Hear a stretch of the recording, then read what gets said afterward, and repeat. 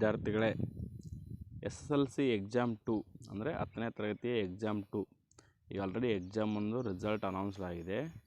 Exam 2 ಬರೆದ ವಿದ್ಯಾರ್ಥಿಗಳು ಕೆಲವೊಂದಿಷ್ಟು ಪ್ರಶ್ನೆಗಳನ್ನು ಕೇಳ್ತಿದ್ದಾರೆ. ಏನಪ್ಪ ಪ್ರಶ್ನೆ ಅಂದರೆ, ವ್ಯಾಲ್ಯೂಯೇಷನ್ ಸ್ಟ್ರಿಕ್ಟ್ ಇರುತ್ತಾ ಅಥವಾ ಲೂಸ್ ಇರುತ್ತಾ, ಯಾವ ರೀತಿ ವ್ಯಾಲ್ಯೂಯೇಷನ್ ಆಗುತ್ತೆ ಅಂತ ಕೇಳ್ತಿದ್ದಾರೆ. ಬನ್ನಿ ಉತ್ತರ ಕೊಡ್ತೀನಿ. ನೋಡಿ ವಿದ್ಯಾರ್ಥಿಗಳೇ, ವ್ಯಾಲ್ಯೂಯೇಷನ್ ಅಂತಕ್ಕಂಥದ್ದು, ಈ ಒಂದು ಮೌಲ್ಯಮಾಪನ ಅಂತಕ್ಕಂಥದ್ದು ಸ್ಟ್ರಿಕ್ಕು ಲೂಸ್ ಅನ್ನೋದು ಇಂಪಾರ್ಟೆಂಟ್ ಅಲ್ಲ. ಯಾಕಂದರೆ ನೀವು ಏನು ಆನ್ಸರ್ ಬರೆದಿರ್ತೀರ ಅನ್ನೋದು ಇಂಪಾರ್ಟೆಂಟ್ ಆಗುತ್ತೆ. ನೋಡಿ ವಿದ್ಯಾರ್ಥಿಗಳೇ, ನೀವೀಗ ಒಂದು ಕನ್ನಡ ಪೇಪರ್ ಬರ್ದಿರ ಅಂದ್ಕೊಳ್ಳೋಣ, ಅಥವಾ ಇಂಗ್ಲೀಷ್ ಆಗಿರ್ಬೋದು, ಸೈನ್ಸ್, ಮ್ಯಾಥಮೆಟಿಕ್ಸ್, ಸೈನ್ಸ್ ಇಟ್ಕೊಳ್ಳೋಣ.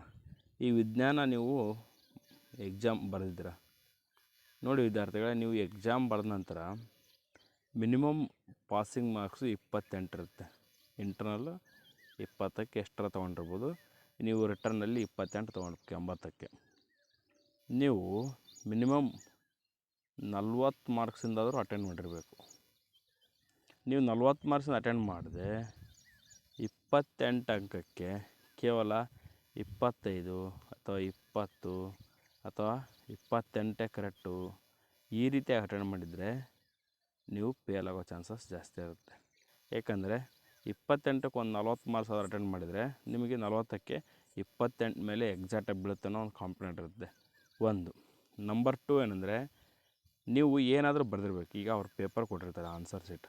ನೀವು ಆನ್ಸರ್ ಶೀಟ್ ಖಾಲಿ ಕೊಟ್ಟರೆ ಅವ್ರು ಏನಂತ ನಿಮ್ಗೆ ಮಾರ್ಕ್ಸ್ ಕೊಡಬೇಕು. ಕೊನೆ ಪಕ್ಷ ತಪ್ಪಿರಲಿ ಸರಿ ಇರಲಿ, ಉತ್ತರಗಳನ್ನಾದ್ರು ಬರೆದಿದ್ದರೆ ಎಲ್ಲೋ ವಿದ್ಯಾರ್ಥಿ ಪ್ರಯತ್ನ ಮಾಡ್ತಾಯಿದ್ದಾನೆ, ಮುಂದಿನ ಶಿಕ್ಷಣಕ್ಕೆ ಹೋಗಲು ಇಷ್ಟಪಡ್ತಿದ್ದಾನೆ, ಸ್ವಲ್ಪ ಸರಿ ಬರೆದಿದ್ದಾನೆ, ಸ್ವಲ್ಪ ತಪ್ಪು ಬರೆದಾನೆ ಅಂತ ಅವ್ರು ಕೊನೆ ಪಕ್ಷ ನಿಮಗೆ ಏನು ಕೊಡ್ಬೋದು, ಮಾರ್ಕ್ಸ್ ಆದರೂ ಕೊಡ್ಬೋದು. ನೀವು ಏನು ಬರದೆ ಖಾಲಿ ಪೇಪರ್ ಕೊಟ್ಟರೆ ಯಾವ ರೀತಿ ರಿಸಲ್ಟ್ ಕೊಡಬೇಕು? ಆವಾಗ ಇಂಟು ಹಾಕಿ ನಿಮ್ಮನ್ನು ಫೇಲ್ ಮಾಡ್ತಾರೆ. ಅದಕ್ಕಾಗಿ ಏನಾದರೂ ಬರೆದಿರಬೇಕು. ನಿಮ್ಮ ಆನ್ಸರ್ ಶೀಟ್ನಲ್ಲಿ ಆನ್ಸರ್ ಇರಬೇಕು. ಏನೂ ಬರದೆ ನಿಮಗೆ ರಿಸಲ್ಟ್ ಕೊಡೋಕ್ಕೆ ಅಸಾಧ್ಯ. ಇನ್ನೊಂದು ಪಾಯಿಂಟ್ ಏನಪ್ಪ ಅಂದರೆ,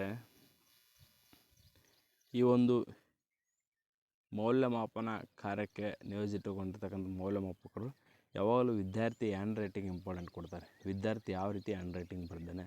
ನಿಮ್ಮ ಹ್ಯಾಂಡ್ ರೈಟಿಂಗ್ ಚೆನ್ನಾಗಿದ್ದರೆ ವಿದ್ಯಾರ್ಥಿ ತುಂಬ ಜಾಣ ಇದ್ದಾನೆ, ಬಟ್ ಎಲ್ಲೋ ಒಂದು ಕಡೆ ಓದೋದರಲ್ಲಿ ಮಿಸ್ ಆಗಿದ್ದಾನೆ ಅಂತ ಹೇಳ್ಕೊಂಡು ಕೂಡ ಪಾಸ್ ಮಾಡೋ ಚಾನ್ಸಸ್ ಇರುತ್ತೆ. ಆದರೆ ನೀವು ಏನೂ ಬರದೆ ಖಾಲಿ ಪೇಪರ್ ಕೊಟ್ಟರೆ ಪಾಸ್ ಆಗೋಕ್ಕಾಗಲ್ಲ. ನೋಡಿ ವಿದ್ಯಾರ್ಥಿಗಳೇ, ಈಗ ಎಕ್ಸಾಂಪಲ್ ಕೊಡ್ತೀನಿ. ಈಗ ಇದೇ ವಿಡಿಯೋನ ನಾನು ಸುಮ್ಮನೆ ಏನೂ ಮಾತಾಡದೆ ಖಾಲಿ ವಿಡಿಯೋ ಮಾಡಿ ಅಪ್ಲೋಡ್ ಮಾಡಿದರೆ ಯಾರು ನೋಡ್ತೀರಾ? ಇಲ್ಲ. ಅದೇ ರೀತಿ ನಾವು ಒಂದರಲ್ಲಿ ಉತ್ತೀರ್ಣರಾಗಬೇಕಾದ್ರೆ, ಒಂದರಲ್ಲಿ ಮುಂದುವರಿಬೇಕಾದ್ರೆ ನಮ್ಮ ಶ್ರಮ ಎಷ್ಟಾದರೂ ಎಷ್ಟಿರಬೇಕು. ಈ 28 ಮಾರ್ಕ್ಸಿಗೆ ಪಾಸಿಂಗ್ ನೋಡಿ ವಿದ್ಯಾರ್ಥಿಗಳೇ, ಪಾಸ್ ಆಗೋಕ್ಕೆ 80ಕ್ಕೆ 28 ಮಾರ್ಕ್ಸ್ ಬೇಕು.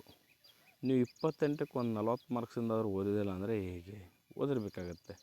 ಒಂದು ವೇಳೆ ಓದಿಲ್ಲ ಅಂದರೂ ಕೂಡ ನಿಮ್ಮ ಹ್ಯಾಂಡ್ ರೈಟಿಂಗ್ ಚೆನ್ನಾಗಿರಬೇಕು. ಅಂದಾಗ ಮಾತ್ರ ನಿಮ್ಮ ಫಲಿತಾಂಶ ಚೆನ್ನಾಗಿ ಆಗೋಕ್ಕೆ ಸಾಧ್ಯ ಅಂತ ಹೇಳ್ತಾ, ನೋಡಿ ವಿದ್ಯಾರ್ಥಿಗಳೇ, ಇನ್ನೇನಾದರೂ ಡೌಟ್ಸ್ ಇದ್ದರೆ ಕಮೆಂಟ್ಸ್ ಮಾಡಿ ತಿಳಿಸ್ಕೊಡ್ತೀನಿ ಅಂತ ಹೇಳ್ತಾ, thank you for watching this video. ಇದು ಕೇವಲ ವಿದ್ಯಾರ್ಥಿಗಳ ಮಾಹಿತಿ ದೃಷ್ಟಿಯಿಂದ ಮಾತ್ರ, ಯಾವುದೇ ರೀತಿ ಇಲಾಖೆದ ಆದೇಶ ಅಥವಾ ಯಾವುದೇ ರೀತಿ ಮಾಹಿತಿ ಅಲ್ಲ. NSK tech news Kannada YouTube ಚಾನಲ್ನ ಒಪಿನಿಯನ್ ಅಷ್ಟೇ. Thank you for watching this video.